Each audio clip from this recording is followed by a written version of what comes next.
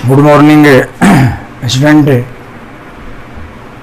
हम लोग पिछले क्लास में पढ़े थे इलेक्ट्रिक करंट में चला था ड्रिफ्ट वेलोसिटी। इसके बाद में रिलेशन था करंट और ड्रिफ्ट वेलोसिटी के बीच में। उसके बाद में पढ़ा गया था रेजिस्टेंस एंड रेजिस्टिविटी के बारे में, वो सब मैं करा दिया था। आज हम आगे बढ़ते हैं इसमें, और आज पढ़ना है, ये सब इम्पोर्टेंट थ्योरेटिकल पार्ट है जो एग्जाम में आने वाला है। आज है effect of temperature, effect of temperature on resistance. किसी रेजिस्टेंस पे तापमान का क्या प्रभाव होगा, उसके बारे में हम लोग का चर्चा करना है। कुछ विद्यार्थी लोग बोल रहा था कि जो वीडियो आ रहा है, बन रहा है, क्लास हो रहा है, ऑनलाइन क्लासेज, ये भी ऑनलाइन ही है, बस इसमें तुम लोग नहीं हो, हम पढ़ाते हैं, वीडियो डाल देते हैं। थोड़ा सा इसमें यह है कि रिकवरी ज़्यादा तेज़ी से होता है, और ऑनलाइन क्लासेज जब फेस टू फेस हम भी लेंगे, एक दिन स्टार्ट करेंगे, तो कुछ बोला कि इतना क्लियर नहीं आता है, तो आज देखिए, आज थोड़ा सा उसमें मॉडिफाई किया गया है। आज पढ़िएगा, दिखेगा कैसा ये आ रहा है। ये आज जो चैप्टर होगा मेरे ख्याल से इलेक्ट्रिक करंट का 5 लेक्चर होगा, 4 लेक्चर हो चुका है, 5वां होगा। तो इसमें थोड़ा बड़ा बड़ा करके लिख रहा हूँ, और कुछ लाइट का भी प्रबंध चेंज किए हैं, पर लाइट थोड़ा कम था, हट के था। तो हम लोग जो है पिछले क्लास में पढ़े थे रेजिस्टेंस और रेजिस्टिविटी के बारे में। मैंने कहा था कि रेजिस्टेंस जो है वो इलेक्ट्रिक करंट टॉपिक में एक प्रतिरोध का काम करता है। इस टॉपिक के अंदर हम लोग जानना है कि एक सर्किट है, सर्किट पे रेजिस्टेंस है, रेजिस्टेंस है, और उसके साथ एक बैटरी जुटा हुआ है जिसको बोलते हैं एक्सटर्नल एजेंट या पावर बोलते हैं। और बैटरी को ऑन करते हैं तो चार्जेस फ्लो करता है with respect to time. But जनाब, अगर उस सर्किट में रेजिस्टेंस का मान बहुत ज़्यादा हाई रेजिस्टेंस है, तो सबको पता है कि जब रेजिस्टेंस बढ़ता है, प्रतिरोध ज़्यादा बढ़ जाता है, तो उससे होकर के बहुत मिनिमम करंट फ्लो करता है, वो रोकने का काम करता है धारा को प्रवाहित होने से। बट वही रेजिस्टेंस अगर मिनिमम होता है, then maximum current to be flows through that circuit. तो ये सब हमने डिस्कस किया था। फिर हमने दिखाया था उस दिन कि आर जो है उस कंडक्टर के लेंथ के डायरेक्टली प्रोपोर्शनल होता है, और उसके एरिया क्रॉस सेक्शन का इन्वर्सली होता है। बट पुनः हमने चेंज किया था रेजिस्टिविटी के बारे में, तो वो था rho equal to R A by L. Resistivity जो एरिया के प्रोपोर्शनल था, और उस कंडक्टर के लेंथ के इन्वर्सली प्रोपोर्शनल, ये सब हम लोग निकाले थे। फिर हमने यूनिट दिखाया था कि रेजिस्टेंस का यूनिट जो ओम होता है। तो ये सब चर्चा हम लोग किया था पिछले क्लास में। आज ये जनाब करना है कि कोई कंडक्टर है, अगर उसमें रेजिस्टेंस है, प्रतिरोधक क्षमता है, तो उस कंडक्टर के तापमान को बढ़ा देने से क्या उस रेजिस्टेंस पे इफेक्ट क्या पड़ता है। रेजिस्टेंस बढ़ता है, रेजिस्टेंस घटता है, या डू नॉट चेंज, कोई इसमें परिवर्तन नहीं होता है। ये भी बड़ा इंपॉर्टेंट क्वेश्चन है। देखिए, एक फॉर्मूला पढ़े थे पिछले क्लास में, याद होगा, R is equal to M L बटा में N E square tau A, मैंने ड्राइव किया था। और ये रेजिस्टेंस का एक फॉर्मूला था हम लोग का, जो उसके ये वैल्यू तो रो बन गया था, रो एल बाई ए, याद होगा। ये पूरा टर्म रो कहला था एल बटा में ए, जहाँ पे हमने लिखा था कि जहाँ पर रो इज इक्वल टू था, वो आपका था M upon N E square tau. तो जनाब, हम लोग इस इक्वेशन को देखते हुए समझेंगे। पहले इसके बारे में मैं लिख दिया हूँ, लिखता हूँ इसलिए थोड़ा फास्ट काम होता है लिखने में। मैं बार बार बोलता हूँ कि एम भी खर्च हो रहा है, तुम लोगों का, मेरा भी हो रहा है, तो कम समय में कम एम में ज़्यादा कुछ मिल जाए। ऐसे हम बोल के भी लिखा देते, क्लास में लिखा देते बोल करके। देखिए, व्हेन द टेम्परेचर समझा देते हैं, समझ में आना चाहिए, एनी हाउ समझ में बढ़िया से आना चाहिए ताकि एग्जाम में याद हो जाए। अब देखिए, when the temperature of metal conductor is raised, raised में होता है बढ़ाना। किसी मेटल कंडक्टर के तापमान को जब बढ़ाया जाता है, रेज किया जाता है, रेज्ड, द आयन या atom of the metal vibrates. उस मेटल के अंदर, उस कंडक्टर में बहुत सारे आयन्स होते हैं, बहुत सारे इलेक्ट्रॉन्स होते हैं, अब जब मान लें कि नॉर्मल टेम्परेचर पे अगर है, रूम टेम्परेचर पे 20 डिग्री पे अगर वो आपका कंडक्टर है, तो नॉर्मल पे कोई मैक्सिमम वाइब्रेशन नहीं, वो बस एक स्मॉल रेंज में बहुत स्लोली वाइब्रेट करता है, बहुत स्मॉल गैपिंग में वाइब्रेशन होता है। बट जनाब अगर उसके तापमान को रेस्ट कर देते हैं, तापमान को मैक्सिमम बढ़ा दिया जाता है, तो आप सभी लोग पढ़े होंगे कि जब टेम्परेचर गेन करता है तो प्रत्येक उसका मॉलिक्यूल टेम्परेचर गेन करने के बाद उसकी इंटर मॉलिक्यूलर जो अट्रैक्शन फोर्सेज है बिकम्स वीक, वो कमज़ोर पड़ जाता है। और कमज़ोर पड़ने से वो बहुत फास्ट रैंडमली जिधर मोशन रैंडमली माने जिगजैग पाथ में वो बहुत तेज़ से वाइब्रेट करने शुरू करते हैं। और जब ऐसा होता है तो उसके अंदर का गैपिंग जो है वो बढ़ जाता है, इंक्रीज कर जाता है। और गैपिंग बढ़ने से हम लोग पढ़े थे कि that is called the thermal expansion, वो थर्मली एक्सपेंड कर जाता है। तो यहाँ भी वही मामला यहाँ पे है कि जब आप तापमान बढ़ाते हैं तो आयंस और एटम जो है उस मेटल का वाइब्रेट करता है, वाइब्रेट बहुत मैक्सिमम वाइब्रेशन होता है, vibrates with greater amplitude and frequency. वो एम्पलीट्यूड फ्रीक्वेंसी उसकी बढ़ जाती है और उसमें बहुत ज़्यादा कंपन होने लगता है।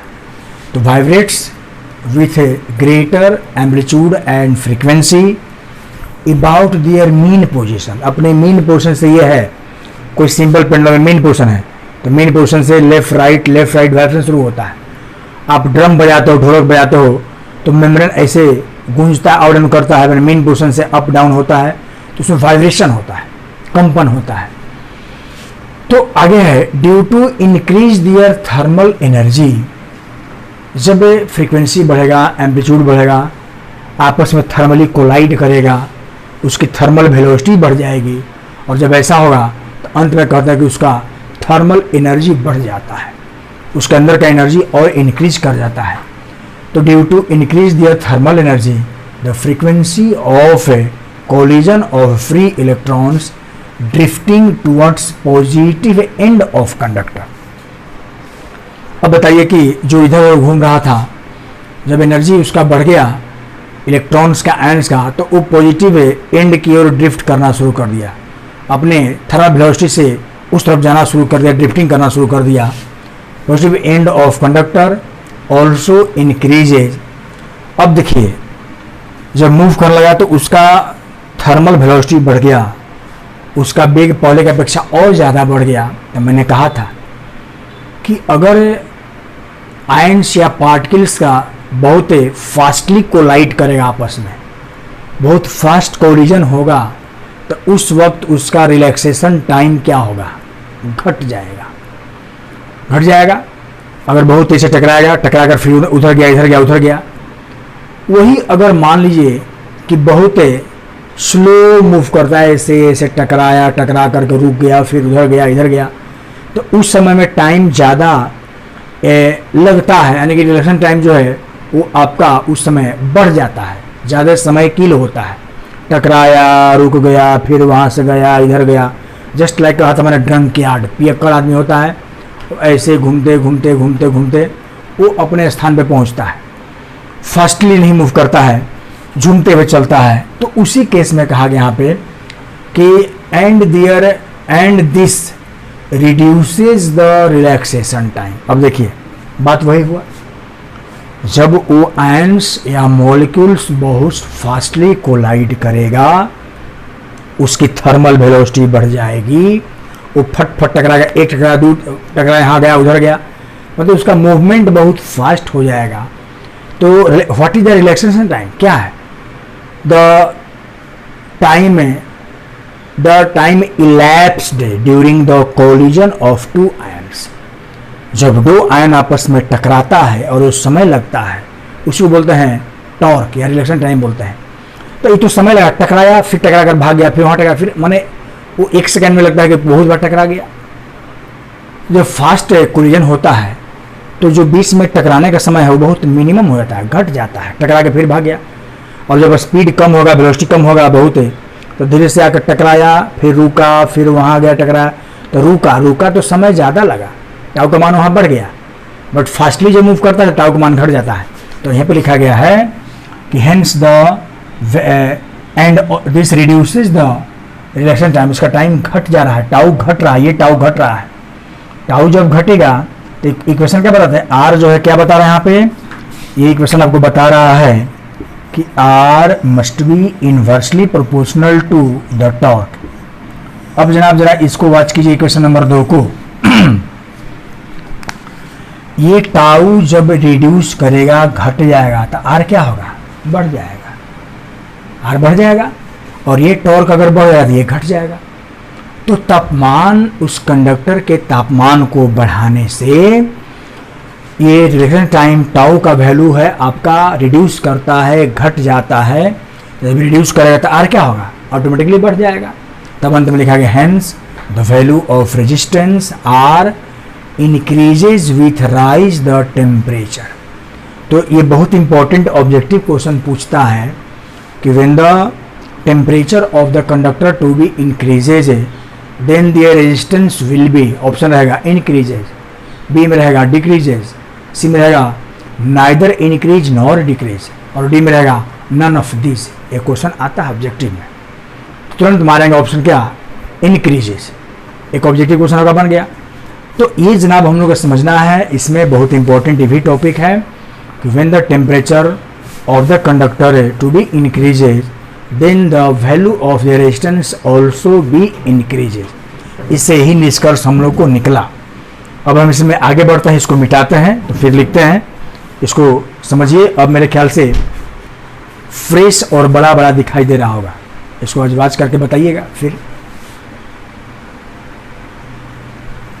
अब देखिए हम लोग उस में आगे लिखे हैं, तो मैंने लिखा था, आप देखिए फ्रॉम इक्वेशन 2 से आगे बढ़ते हैं। From equation 2 we can say that when the relaxation time decreases, reduce हो गया, घट गया टाउ का मान, then their resistance must be increases.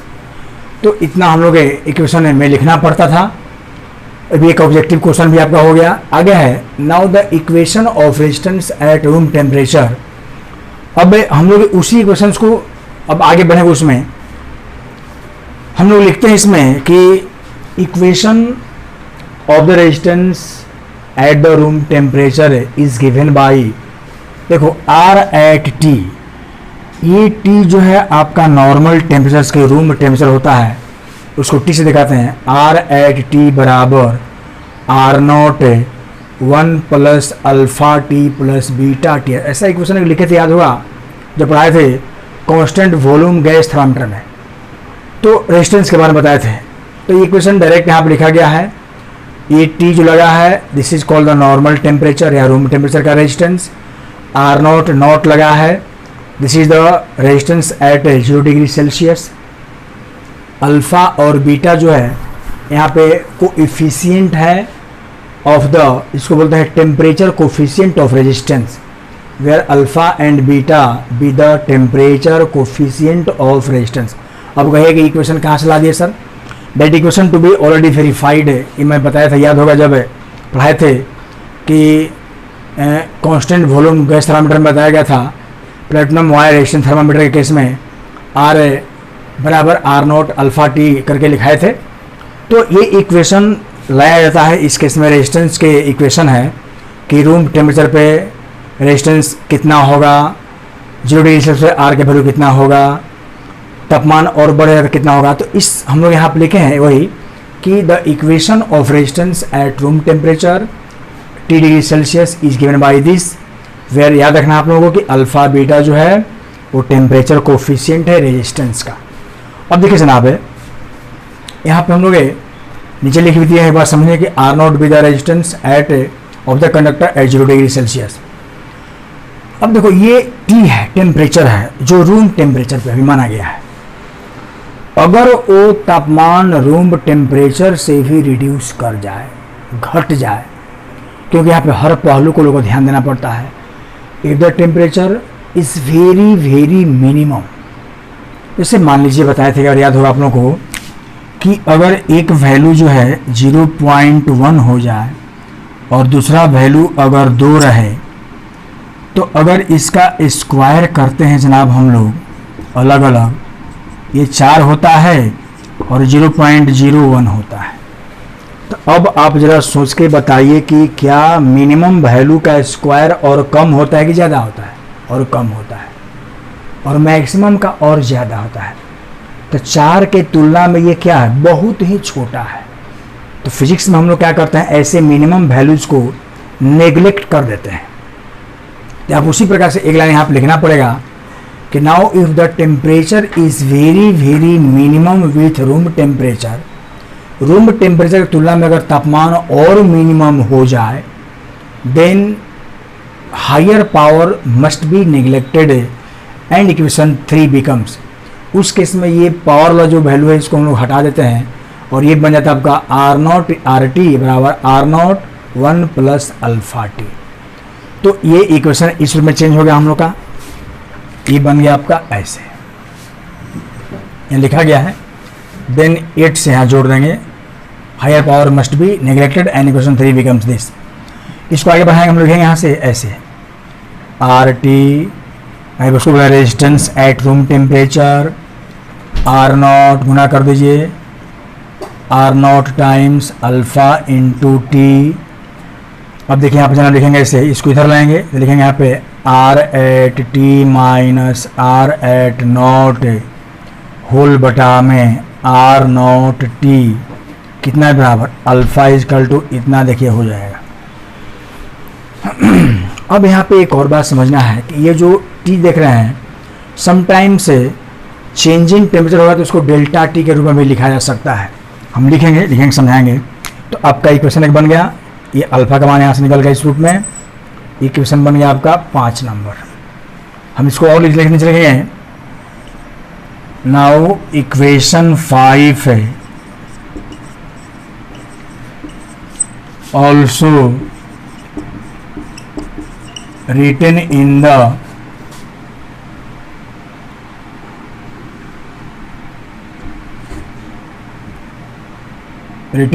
the form of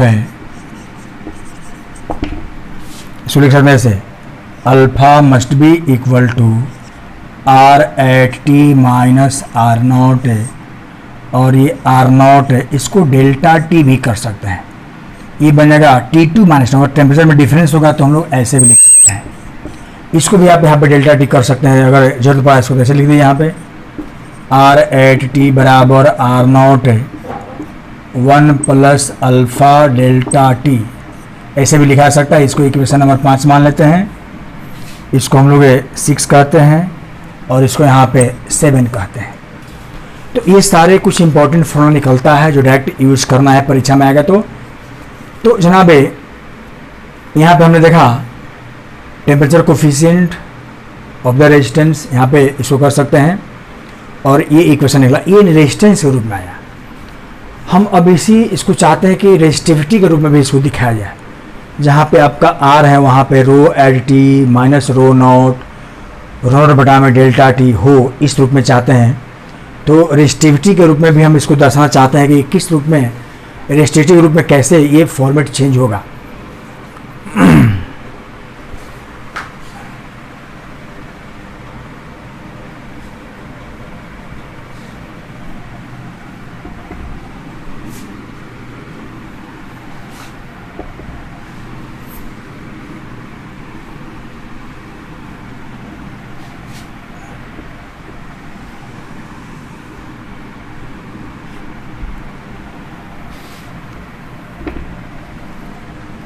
अब यहाँ लिखेंगे हम लोग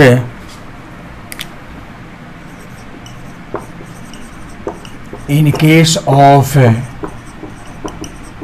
resistivity,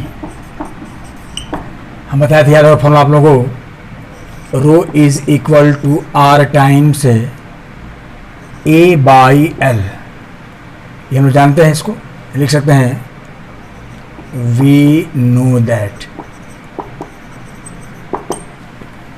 row is equal to R times H A by L, area by length. अब इसको दो फॉर्मेट में लिख सकते हैं, एक रूम टेम्परेचर के लिए और एक लिख सकते हैं हम लोग 0 डिग्री सेल्सियस के रूप में। लिखेंगे ऐसे ही, at room temperature rho at T बराबर R at T A upon L, but at 0 degree Celsius पे कितना होगा, rho not R not A upon L. ये दो इक्वेशंस बन गए इसके। अब जनाब यहाँ पे क्या करना हम लोग को, इसको चेंज कर सकते हैं, लिखेंगे R at T equal to कितना होगा, rho at T L by A and R not equal to rho not L by A. देखिए वैसे मैंने चेंज कर दिया, आर नॉट आर टी के रूप में भिजवा दिया। अभी दोनों मान को हम लोग क्या करेंगे, इस इक्वेशन रखेंगे यहाँ पे, आर टी और आर नॉट 5 में रख देंगे, पुट करेंगे तो हमको कुछ इक्वेशन निकल जाएगा। तो यहाँ पे हम लिखेंगे, इनसे हम यहाँ लिखते हैं, नाउ पुटिंग द वैल्यूज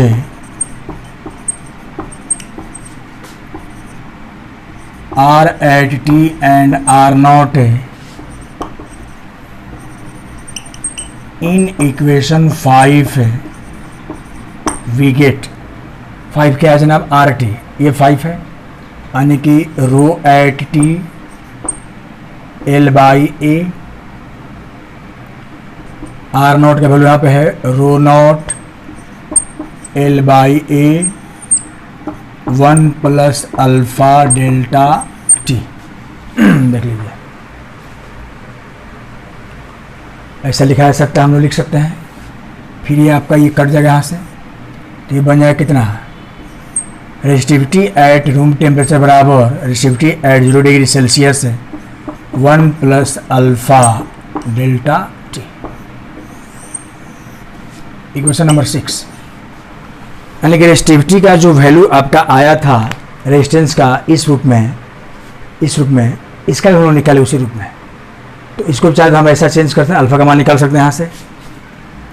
ये दोनों रेजिस्टेंस रेजिस्टिविटी में बहुत सारा क्वेश्चन आता है, तो आप बना सकते हैं डायरेक्टली।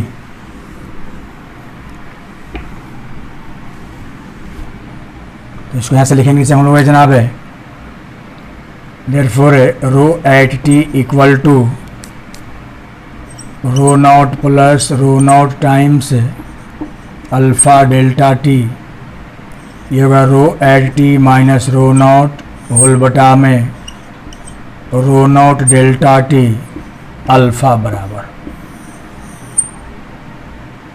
ये हो गया आपका कितना, इक्वेशन नंबर 7। तो जो रेजिस्टेंस का फॉर्मेट में इक्वेशन आया वही आपका आया रेजिस्टिविटी के रूप में आया, rho at T minus rho not. तो ये आपका एक इम्पॉर्टेंट थ्योरी था कि इफेक्ट ऑफ टेम्परेचर, या बोलेंगे हाँ, effect of temperature on the resistance of conductor, तापमान का क्या प्रभाव पड़ता है उससे रेजिस्टेंस पे कंडक्टर का, जब उसको बढ़ाते हैं या घटाते हैं। तो ये टॉपिक हो गया हम लोग का इफेक्ट ऑफ ऑन रेजिस्टेंस। इसके बाद में इसी में हो गया आपका variation of resistivity with temperature, दोनों हो गया हम लोग का। अब जनाब पढ़ना जो है आगे आपका टॉपिक में वो पढ़ना है कॉम्बिनेशन ऑफ रेजिस्टेंस। आगे बढ़ते हैं फिर, कॉम्बिनेशन ऑफ रेजिस्टेंस मतलब सीरीज कॉम्बिनेशन और पैरेलल कॉम्बिनेशन। तो पढ़ेंगे हम लोग नेक्स्ट टॉपिक में कॉम्बिनेशन ऑफ रेजिस्टेंस। देखिए कॉम्बिनेशन ऑफ रेजिस्टेंस ये भी बहुत इंपॉर्टेंट है, इससे बहुत सारे न्यूमेरिकल्स बनता है हम लोग का। 2 प्रकार का होता है, one is the series combination and other is the parallel combination. तो पहला आपका जनाब है सीरीज कॉम्बिनेशन। देखिए यहाँ पे जनाब फिगर समझिए पहले, यहाँ पे मैंने लिया 3 resistance R1 R2 R3। Resistance का ही सिंबल होता है, देखिए ये सिंबल है रेजिस्टेंस का, ऐसे इसको बोलते हैं हम लोग है रेजिस्टेंस। और बैटरी की बता चुके हैं, ये बैटरी आपका है, इसको सेल कहते हैं, बैटरी कहते हैं। ये माइनस होता है और ये प्लस होता है। तो हमेशा याद रखना कि इस प्लस से होकर के धारा बहता है माइनस की ओर, ऐसे उधर नहीं जाएगा, ऐसे जाएगा, ऐसे हाई से लो की ओर। तो यहाँ पे 3 रेजिस्टेंस हैं, पहला R1, दूसरा R2, तीसरा R3। यहाँ EMF यानी बैटरी लगा हुआ है, ये करंट फ्लो करा रहा है, आई करंट इनकमिंग आउटगोइंग। तो यहाँ पे समझिए जनाब कि करंट जो फ्लो कराएंगे वो पूरा कॉमन होगा, सब में सेम करंट होगा। The same current flows through the 3 resistances R1, R2 and R3। तो करंट तो सेम फ्लो कर रहा है, बट सीरीज कॉम्बिनेशन ध्यान देना है, पोटेंशियल डिफरेंस R1 का V1, R2 का V2, R3 का V3, Rn का Vn, विभव में अंतर अलग अलग होता है सीरीज में, बट सेम धारा फ्लो करेगा। इसी को बोलते हैं सीरीज कॉम्बिनेशन। बट ये अगर रहेगा पैरेलल तो करंट अलग हो जाएगा, बट पोटेंशियल सेम हो जाएगा। बिल्कुल दोनों में ही इम्पोर्टेंट अंतर है। इसके थ्रू एक सिंगल पाथ के थ्रू करंट फ्लो करेगा और उसमें the current flows through the different path. तो ये सब हमें लिखते हैं, इसमें लिखेंगे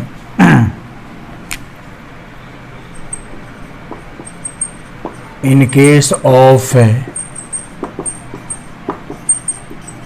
series combination, in case of series combination the same electric current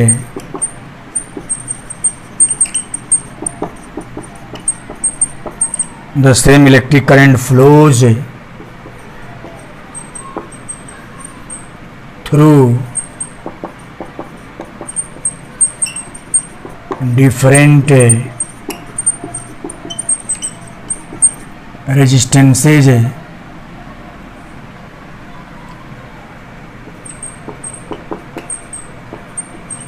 with single path but their potential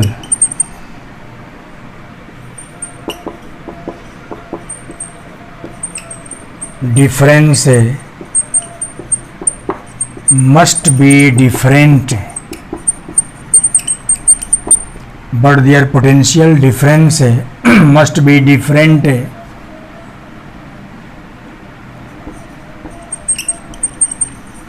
through their resistances.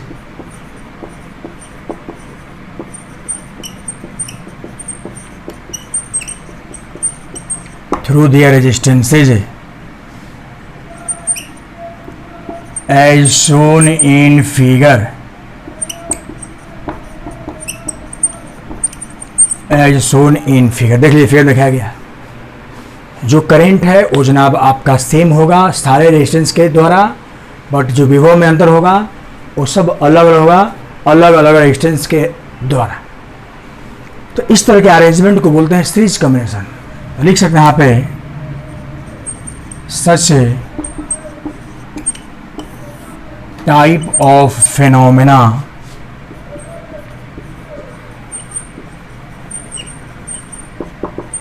is called series combination।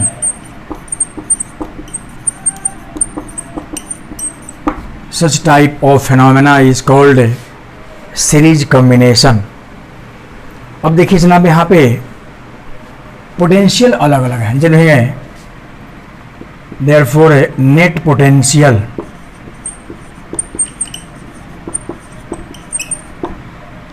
V बराबर होगा आपका V1 plus V2 plus V3। But हमको पता है Ohm's law से क्या होता है, V equal to I times R होता है। But V is equal to I times R, then V1 बराबर I times R1, V2 is equal to I times R2 and V3 बराबर I times R3। जब इतना होगा हम लोग का तो इसमें पुट करेंगे इक्वेशन 1 में, लिखेंगे फ्रॉम इक्वेशन 1, v है तो लिखेंगे यहाँ पे i times r, i times r1 plus i times r2 plus i times r3। यहाँ पे i कॉमन ले लीजिए, i बाहर निकालेंगे, r1 plus r2 plus r3, ये i से आपका कट जाएगा तो जनाब यहाँ से बन गया r must be equal to r1 plus r2 plus r3, और यही इसी को बोलते हैं, देखेंगे therefore r is equal to rs is equal to r1 plus r2 plus r3। rs का मतलब हुआ equivalent resistance in series combination, लिख सकते हैं, इसको बोलेंगे क्वेश्चन नंबर हम लोग 2, where RS is called equivalent resistance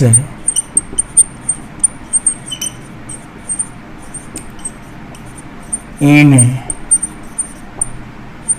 series combination। तो ये हम लोग का रिजल्ट निकला, दिस इज कॉल्ड सीरीज, यही सीरीज आपका है। ऐसी मान लें कि सीरीज में अगर n रेजिस्टेंस हो, R1 R2 R3 n, तो आपका RS कितना हो जाएगा, R1 plus R2 plus R3 dot dot dot plus RN हो जाएगा। इसमें लिखना पड़ेगा हम लोग को। तो ये आपका वह सीरीज, अब लिखेंगे हम लोग पैरेलल कॉम्बिनेशन। अब देखिए पढ़ना है पैरेलल कॉम्बिनेशन। इसका फिगर देखिए,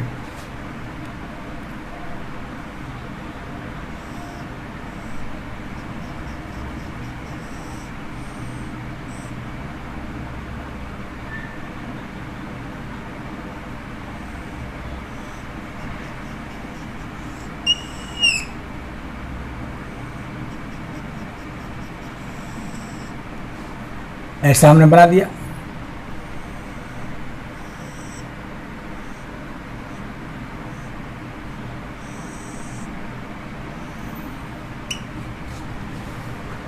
तीन रेजिस्टेंस हैं, तीनों जो है आपस में पैरेलल में हो गया। देखिए इसको बोलेंगे R1 R2 R3, ये आपका बैटरी हो गया, EMF करंट ऐसे फ्लो कर रहा है, इनकमिंग और आउटगोइंग। बट जनाब यहाँ ध्यान देना है कि अब करंट जब यहाँ आई जाएगा, आई तो यहाँ पे बढ़ जाएगा। तीन अलग अलग पाथ हो गए, उसमें सिंगल पाथ था। तो मान लो कि इधर चला गया करंट I1, इधर करंट चला गया I2, इधर चला गया I3, तीनों मिलकर फिर यहाँ पे I बन करके निकलेगा। यही होता है कि थ्री पाथ के लॉन्ग करंट अलग अलग, बट पोटेंशियल डिफरेंस इसमें कॉमन होगा। ये जो भी होगा इसके बीच में वो कॉमन होगा। यही अंतर है सीरीज और पैरेलल में, और कोई बड़ा चीज़ नहीं है। इसके बारे में लिखते हैं, लिखेंगे in case of parallel combination, in case of parallel combination,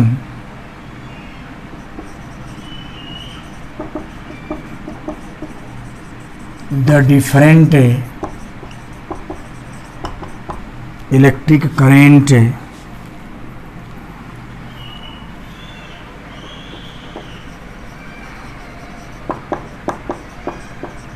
flows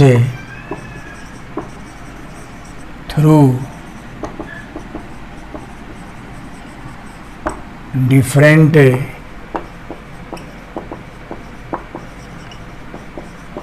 resistances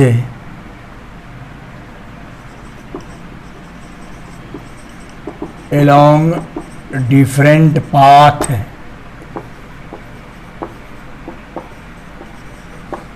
but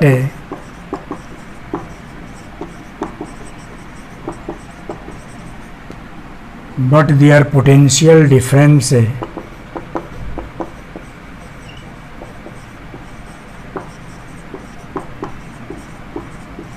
must be same for all resistances. For all resistances, such type of phenomena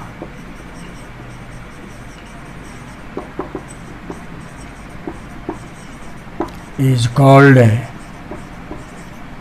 parallel combination. इस तरह की बात है। ऐसे सारे हम लोग बोलते हैं कम से कम पैरेलल कम्बिनेशन के नाम से जानते हैं, पैरेलल कम्बिनेशन। और अब यहाँ पे देखिए करंट अलग अलग नीचे लिखेंगे, now the total current I must be equal to I1 plus I2 plus I3, but V equal to I R है तो I कितना हो जाएगा, V बटा में R। तब लिखेंगे सिमिलरली, का दशमलव ठीक उसी तरह से सिमिलरली I1 कितना होगा जनाब, V बटा में R1, I2 कितना होगा, V बटा में R2, और I3 कितना होगा, V बटा में R3। इसको पुट करेंगे 1 में, लिखेंगे फ्रॉम इक्वेशन 1 I है, लिखेंगे यहाँ पे V बटा में R1, V बटा में R यहाँ लिखेंगे I के लिए, V बटा R1 प्लस V बटा R2 प्लस V बटा में R3।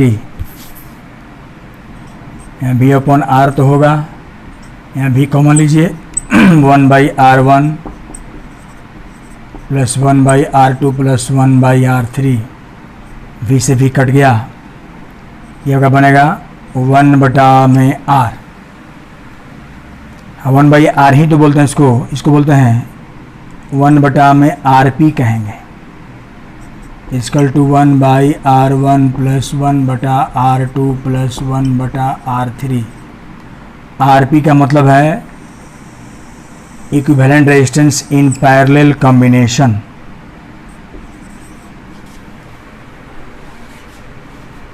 In parallel combination RP हो गया यहाँ पे। तो पैरेलल में 1 by R plus 1 by R1 R2 होता है, सीरीज में R1 प्लस R2 होता है। यहाँ लिख लेंगे वेयर, पीछे लिखिए 1 बटा में RP बराबर 1 by R1 plus 1 by R2 plus 1 by R3। ये आपका एक फाइनल फॉर्मूला हो गया। वेयर RP में तो क्या हुआ, equivalent resistance in parallel combination.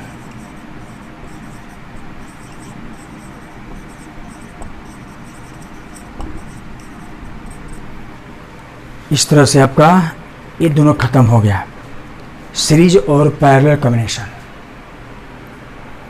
तो जनाब हम लोग को यहाँ पे इस तरह से समझ लीजिए। मेरे ख्याल से आज का पिक्चर सबको क्लियर समझ में आएगा, आप खोल के देखिएगा। एक और बात सबको सूचना देना चाहते हैं इससे वीडियो के थ्रू कि जब उस ऐप के through DRS science academy app के थ्रू अगर जब देखते हो वीडियो को पढ़ने के लिए, तो ऑटो रोटेशन जो है, रोटेशन को जो ना उसको आप ऑन कर दीजिए। मतलब ऐसे घुमाओ तो घूमता है ना, ऑन करके देखो तो पूरा स्क्रीन पर दिखाई देगा।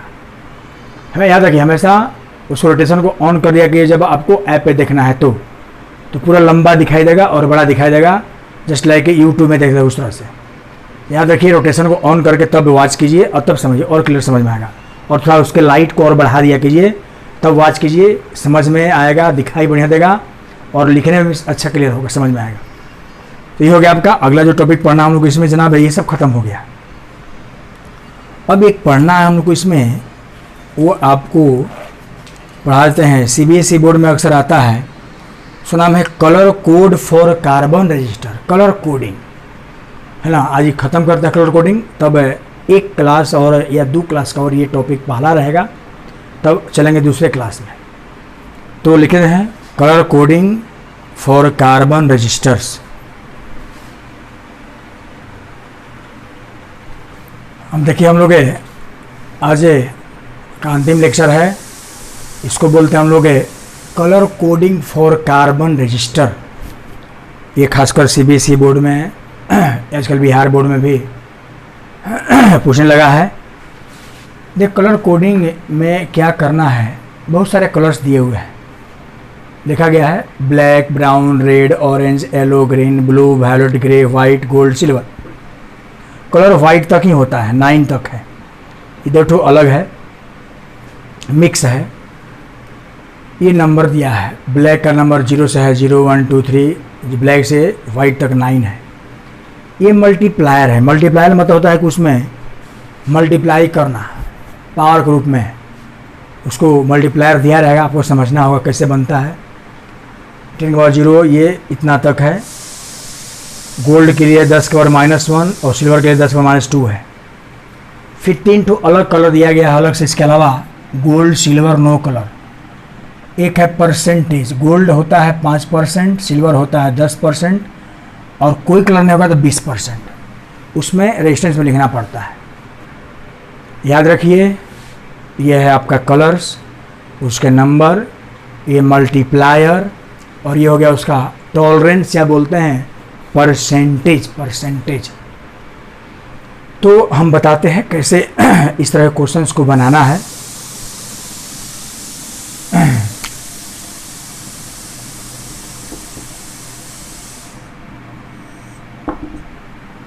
अब देखिए आपको रेजिस्टेंस दिया रहेगा, होता है कि रेजिस्टेंस दिया रहेगा और स्ट्रिप के रूप में उसका कलर दिया रहेगा। कलर रेजिस्टेंस पे कलर दिया रहेगा और पता करना है कि कितना ये इसका वैल्यू क्या होगा।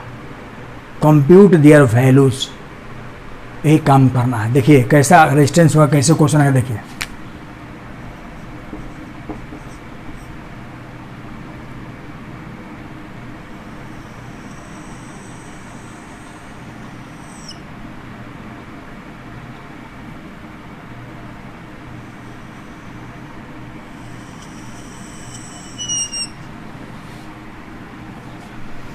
ऐसा कुछ रेजिस्टेंस दे दिया, इसमें स्ट्रिप कुछ दिखाएंगे हम।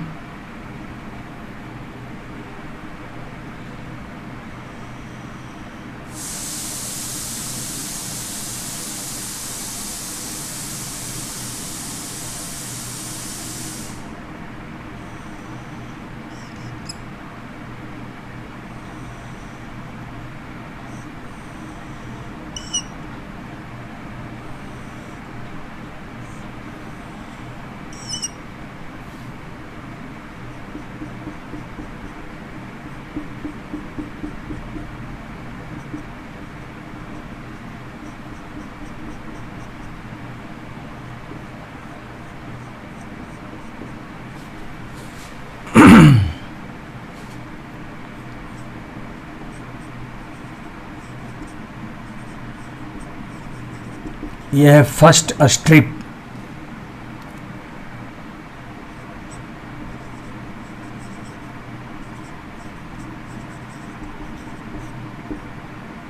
फर्स्ट सेकेंड, इसको हम लोग फर्स्ट स्ट्रिप को बोलते हैं first significant figure. First significant figure बोलते हैं, या बोलते हैं इसको फर्स्ट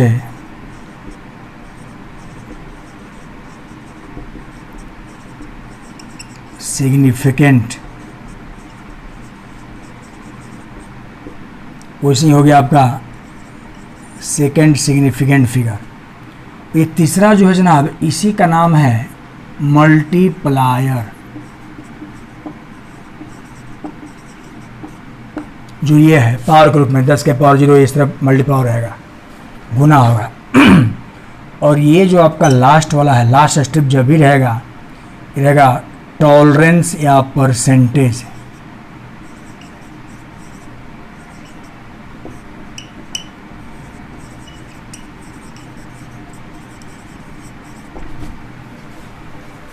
इस तरह से आपको क्वेश्चन बनाना है। ये रेजिस्टेंस दिया रहेगा, ऐसा स्ट्रिप दिया रहेगा आपका, पहला दूसरा फर्स्ट और सेकेंड सिग्निफिकेंट फिगर होगा, तीसरा मल्टीप्लायर गुना होगा, चौथा उसका परसेंटेज होगा। ये आपको ऐसे करके इसमें बनाना है। अब हमें इसको मिटाते हैं, फिर तो क्वेश्चन देते हैं, तब क्लियर समझाते हैं। देखिए कैसा क्वेश्चन इस पर रहेगा, इसी पे हम क्वेश्चन देंगे। फर्स्ट सेकंड पे देखिए,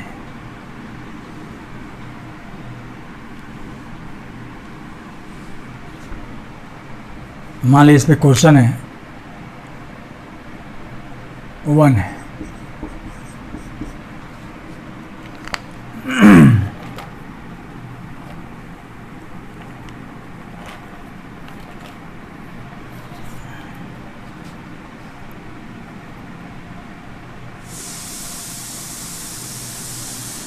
ये कलर कोडिंग रेजिस्टेंस है, कलर दिया है, इसको कह रहा है कि ये है आपको ब्राउन। सेकंड को कह रहा है कि ये है आपका वायलेट, और ये जो है आपका है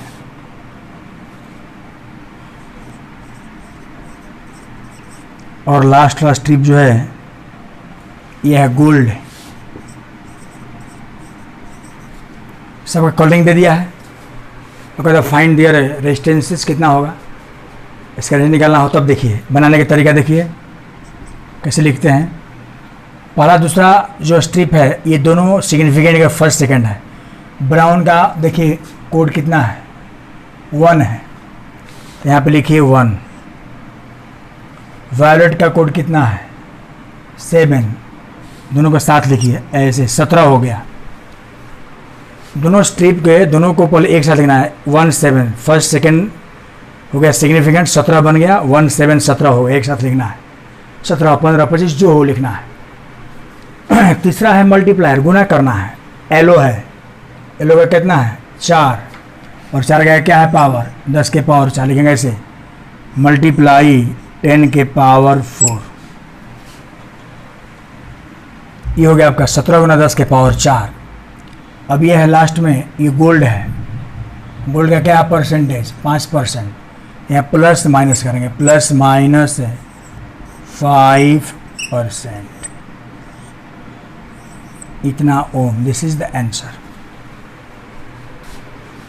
फर्स्ट और सेकंड सिग्निफिकेंट को एक साथ लिखना है डिजिट के रूप में, और इसके बाद में जनाब है ये आपका है मल्टीप्लायर हो गया तीसरा, जिससे हमें मल्टीप्लाई कर देंगे, प्लस माइनस जितना रहेगा टॉलरेंस परसेंट लेकर लास्ट में ओम कर देंगे। यहाँ ओम लिखिए या यहाँ बीच में ओम लिख सकते हैं, इसको ऐसे लिख सकते हैं, यहाँ ओम करेंगे, लिख देंगे 17 गुना 10 के पावर 4 ओम प्लस माइनस 5%। ऐसे ही कलर कोडिंग का क्वेश्चन आता है जो हम लोग को बनाना होगा, और इस पर क्वेश्चन और करवाएंगे तो और क्लियर होगा। तो ये सब लेकिन वैल्यू सब इसका याद रखना होगा, ये याद रखना होगा कम से कम ये सब वैल्यू, तो याद तो हो जाएगा, चाहिएगा तो याद हो जाएगा, नहीं चाहिए तो नहीं होगा। ये तो स्टूडेंट्स के हाथ में है, आजकल स्टूडेंट मटर गश्ती ज़्यादा कर रहे हैं, पढ़ाई कम कर रहे हैं। तो जनाब आज यहीं तक लेक्चर छोड़ते हैं हम लोग। अगले क्लास में अब बच गया है लास्ट इसका, तो 1-2 क्लास का ये टॉपिक पहला है, तब चलेंगे हम लोग किरचॉफ्स लॉ में, फर्स्ट लॉ और सेकेंड लॉ। तो ये है वही 6-7 क्लास लगता है, 8 क्लास लगेगा हमको लेके 10-11 क्लास लगेगा, तो कोई दिक्कत नहीं है, करके तुरंत फिर हम शुरू करेंगे आपका। अब होगा मॉडर्न फिजिक्स। एक और बात है, वैसे सारे स्टूडेंट्स को मैं ऐप से निकाल दिया हूँ, डिलीट कर दिया हूँ। अब वो तुमसे कांटेक्ट भी करेगा तो बोलना पेमेंट करोगे तभी ऐप में आ सकते हो, क्योंकि यूट्यूब पे अब ये नहीं चलेगा, और ना व्हाट्सएप पे भेजेंगे, सीधा ऐप में भेजेंगे। और मैं कह दिया था कि बाकी लड़का बुड़बक नहीं है जो पैसा पेमेंट फुल किया है और उपचला के जो पेमेंट नहीं किया है, उस सारे स्टूडेंट्स को निकाल दिया हूँ। कल 12 स्टूडेंट्स को निकाले हैं, अब नहीं जोड़ेंगे, तभी जोड़ूंगा जो पेड करेगा फुल, तब आराम से क्लास जो दिया है पढ़ेगा, कोई दिक्कत नहीं है। चलिए ओके, थैंक यू।